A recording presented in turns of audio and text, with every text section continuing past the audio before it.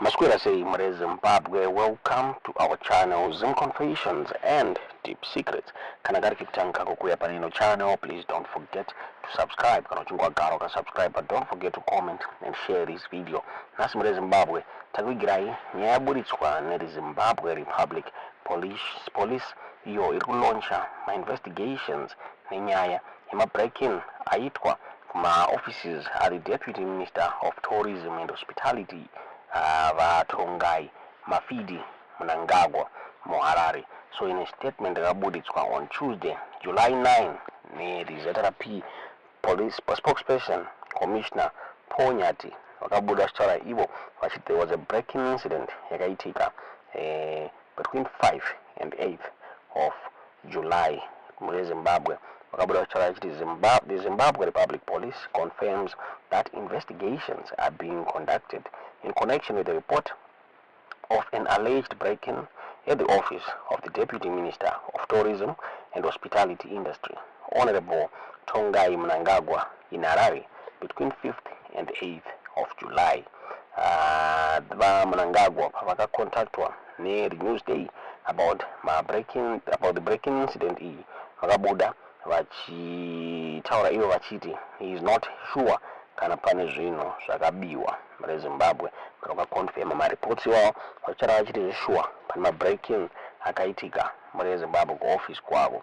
Vakabuda vachiti someone or some people gained entry into my office at the Zimbabwe Tourism Authority house through the ceiling and left a visible site that shows that they broke in. Since they moved the panels over the weekend or Sunday night, I don't know. We are just finding out now. We are still searching to see if they took anything. We have police at the scene right now who are checking. We are still investigating if there is something that is missing.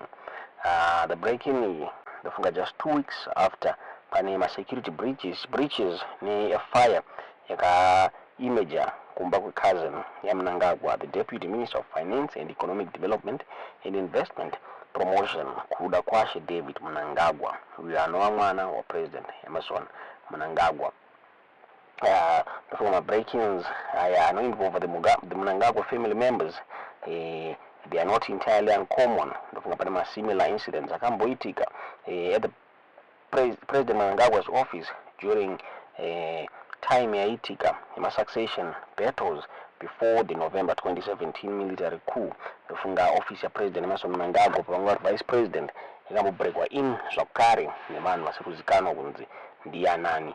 Nyaya idzi dzakangopera dzakadaro zvakare President Emerson Mnangagwa pavaiseva as the Minister of Justice muoffice mavo makabrekwa on multiple occasions. Nyaya idzi dzangopera dzakadaro hapana kubatwa vanhu vakabreaka in uye zvapana kuzikanwa kunzi vaidei mure Zimbabwe tisingaziye kuti munoona sei nyaya iyi kuti ndianangange akabreaka in mune office ya Deputy Minister of Tourism uyezve aidei mure Zimbabwe. The police yasvika pakutokonfirma kuti chichuwa chichitiko ichi chakaitika ndechechokwadi mure Zimbabwe. Tisingaziva kuti munoona sei nyaya yetudzewo zvamunofunga pamusoro penyaya iyi mucomment section. Mune imwe nyaya yakaripotwa neZim Live yakabuda ichitaura iyo ichiti a fire broke out kumba kwa Deputy Finance Minister David Mnangagwa kuBorodale mure Zimbabwe. Kukanzi this came in the form of a direct threat on the President Emerson Mnangagwa's son. The police yakakonfirma the incident vachitaura ivo asa vanonge vapa further details on zvinhu zvakaitika. Vakabuda the police vachitaura ichiti Zimbabwe Republic Police confirms that investigations are currently underway in connection with the fire incident which occurred at the house of the Deputy Minister of Finance, Economic Development and Investment Promotion, Honorable Kudakwashe David Mnangagwa, on 28 June 24 at 20:30 p.m. And na the spokesperson wepolice Commissioner Ponyati masources akabuda chitora iwo achiti pakatanga moto mafirefighters akadedzwa akadzima moto uyu mure Zimbabwe kunzi the incident yemoto uyu yakaitika mushure mekunge pane mamwe threats akaitika against the 35-year-old deputy minister and his family muri Zimbabwe. Zvokunzi musi waJune 25 pane an intruder iyo yakaningwa the police as the ghost rider uyo akasiya 6 cartridges, 3 outside the main bedroom yaMnangagwa, then 3 mulon outside the double-story property ya deputy minister Mnangagwa. So during the first breach yakaitika musi 23 June at around 10 p.m. hapo Mnangagwa paaiona TV nemukadzi wake. So when they called the police after vanzwa unusual noises aibva nemu ceiling mavo. So zvokunzi officers akasavia imba and the perimeter paranzi hapana chavakaona changa chiri suspicious. So zvokunzi around 11:50 Mnangagwa akakudedza officers for the second time akavaudza kuti vacheke muroof. So zvokunzi officers akawana a bag reloaded with possessions deputy minister aisanganisira documents anga akabharurwa ne2 Apple MacBook laptops zvakare ne MacBook iPad iyo iri kunzi yanga yadamagedwa zvazviri deliberate. The deputy minister, according to my sources, vantaura kuti items avo ese akawanikwa anga atorwa main bedroom mavo. Zvikunzi zvakare an informed officer akaudzwa kuti a 9mm Beretta pistol yanga ine 15 live cartridges yanga iri missing, iyo yaibelonga to kuda Mnangagwa pamwe chete ne500 US cash yanga iri mubag. So mukitchen murudzi the intruder akapinda zvakare akaretrieve a loaf of bread mukitchen unit akaidampa on the floor near the door.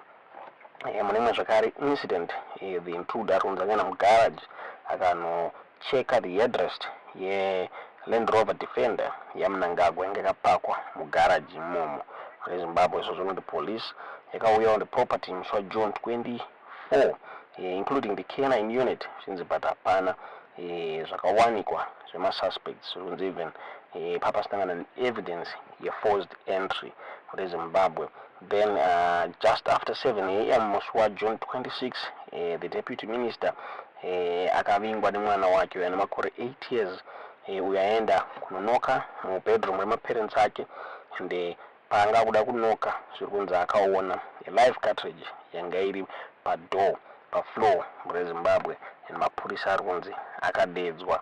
Investigators arikunzi akalocata 3 cartridges anga ari within 2 meters of the door and zvakare pane mamwe 3 anga ari mulon outside the property yemwana waMnangagwa.